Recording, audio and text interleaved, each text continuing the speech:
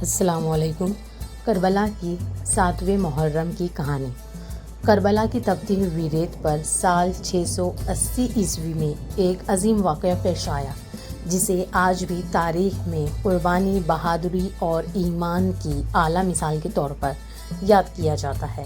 7ویں محرم کی صبح تھی جب امام حسین علیہ السلام نواسۂ رسول صلی اللہ علیہ وسلم اپنے چھوٹے قافلے کے ساتھ یزید کی ظالم فوج کے نرغے میں تھے۔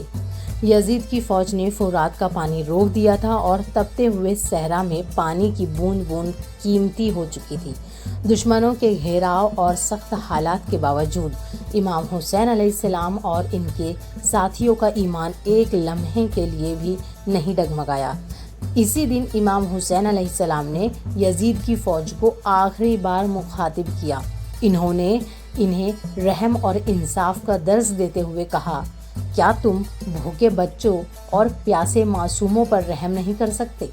لیکن یزید کے سپاہیوں کے دل ظلم اور نفرت سے بھرے ہوئے تھے۔ امام حسین علیہ السلام کی باتوں کا ان پر کوئی اثر نہ ہوا۔ کیمپ کے اندر ایک عجب منظر تھا۔ بچے پیاس سے بلک رہے تھے، عورتیں دعاؤں میں مشغول تھیں اور مرد اپنے ایمان پر قربان ہونے کو تیار کھڑے تھے۔ امام حسین علیہ السلام اپنے ساتھیوں کے ساتھ عبادت میں مصروف رہے۔ انہیں حوصلہ دیتے ہوئے کہا، ہمارا راستہ حق کا راستہ ہے اور حق کبھی سرنگوں نہیں ہوتا۔ رات ڈھل رہی تھی لیکن امام حسین علیہ السلام اور ان کے پیروکاروں کے حوصلے بلند تھے۔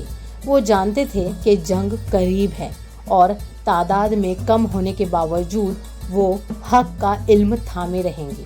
یہ رات صرف جنگ کی تیاری کی نہیں تھی بلکہ ایمان، قربانی اور صبر کی داستان کا آغاز بھی تھی۔ کربلا کی یہ کہانی نہ صرف مسلمانوں کے لیے بلکہ پوری دنیا کے لیے ایک سبق ہے کہ ظلم کے خلاف کھڑا ہونا کیسا ہوتا ہے، چاہے حالات کتنے ہی سخت کیوں نہ ہوں۔ یہ کہانی آج بھی دلوں کو جھنجھوڑ دیتی ہے اور ہمیں سکھاتی ہے کہ ایمان اور قربانی کی راہ کبھی رائیگاں نہیں ہوتی۔